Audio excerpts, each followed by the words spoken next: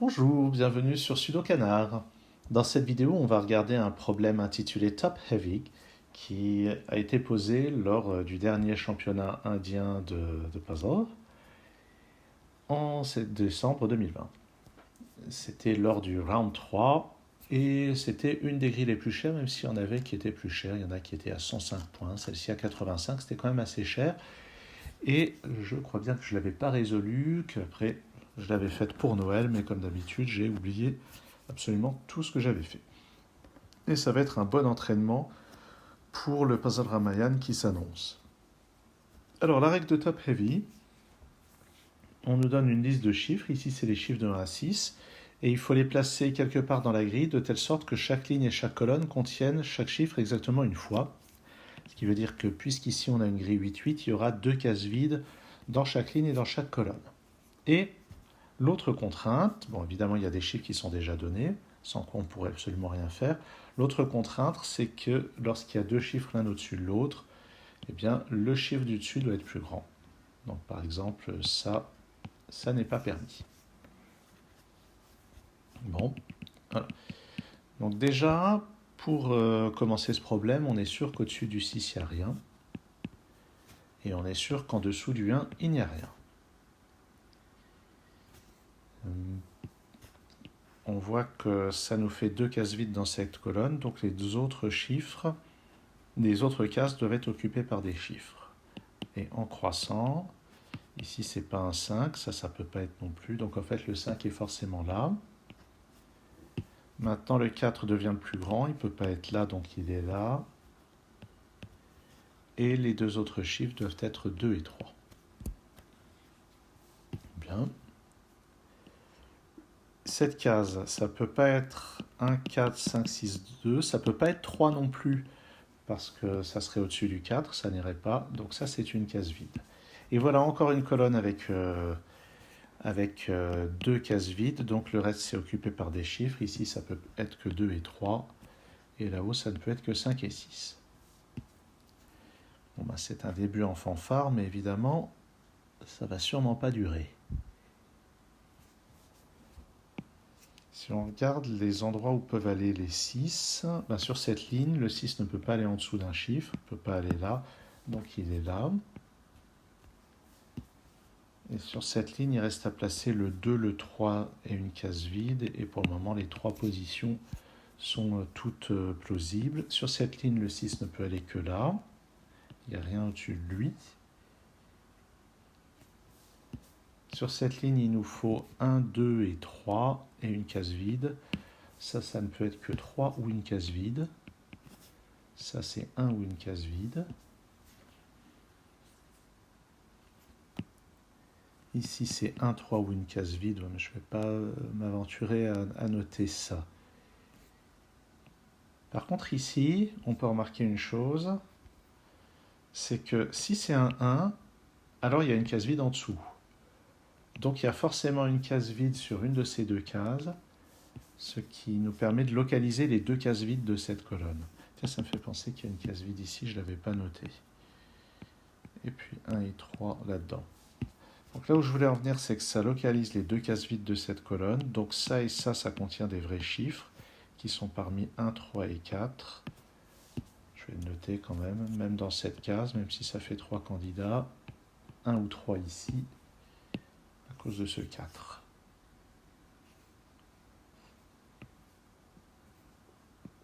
Ça, c'est très restrictif. En dessous du 2, c'est soit un 1, soit une case vide. Le 6 n'est pas là, donc je vais avoir un 6 quelque part dans l'une de ces deux cases.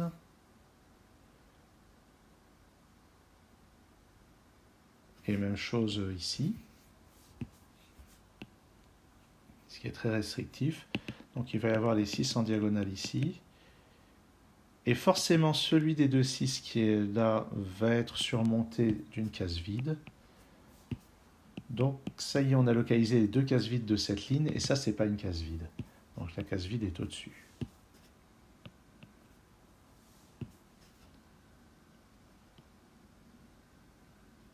Ici, c'est un vrai chiffre, donc c'est au-dessus du 1 ou du 3, c'est 3 ou 4.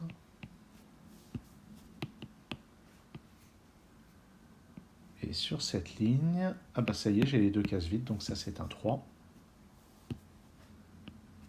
Et je vais avoir 1 et 2 là-dedans.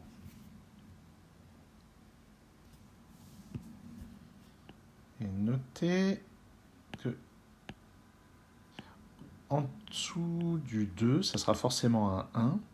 Donc ici, les deux cases, il y a une case vide et il y a un 1. Ce qui veut dire que sur cette ligne, il reste 3 et 4, donc le 4 est là. Le 3 est à l'autre bout, ce qui donne en dessous ce 1 et ce 3.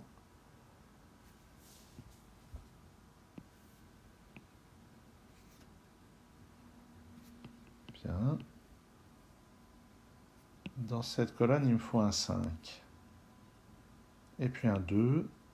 Le 2 n'est pas là-haut, donc il va être là-dedans. Et le 5 n'ira pas s'intercaler entre le 2 et le 3 ou entre le 1 et le 2. Donc le 5 est tout en haut. J'ai un 2 par là, ainsi qu'une case vide.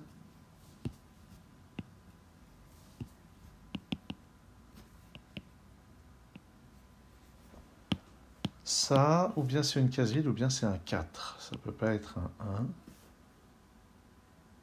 Ah, et puis je peux encore faire la remarque, comme précédemment, si ça c'est un 1, ça impose une case vide en dessous, donc j'ai une case vide là-dedans, ce qui localise les deux cases vides de cette colonne. Donc je ne peux pas avoir le 5 là-dedans, il n'est pas là, il est forcément tout en bas. Et de même, j'ai le 4 en haut. Puis maintenant le 1 est forcément là, avec une case vide juste en dessous. Ce 1 rebondit ici pour remettre un 3, ici un 2, ici un 3, ici un 1. Et puis...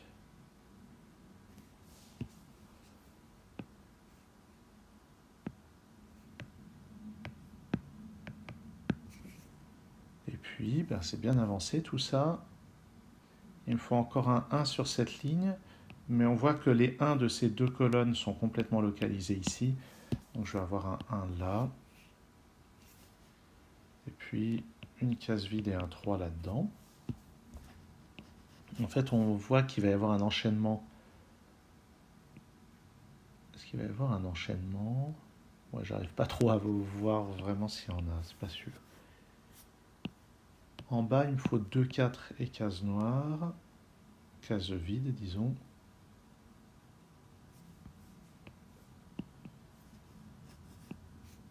Ah, je suis sûr que c'est presque fini. 5 et 5, j'ai un 5 là-dedans. Et l'autre 5 est par là. Là-dedans, il y a un 5 et un 6, donc c'est forcément le 5 en dessous. Voilà comment on lève l'ambiguïté. Donc là, j'ai un 6, ici une case vide. Logiquement, ici, c'est une case vide, ici un 1, donc ici un 2, ici un 1. Ça, c'est pas encore résolu.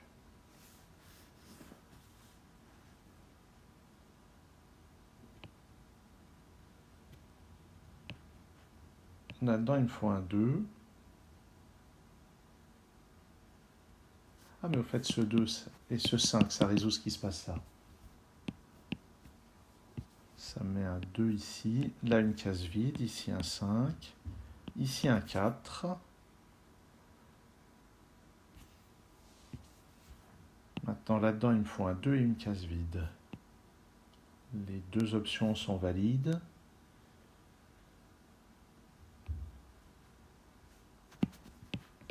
J'ai un 4 ici.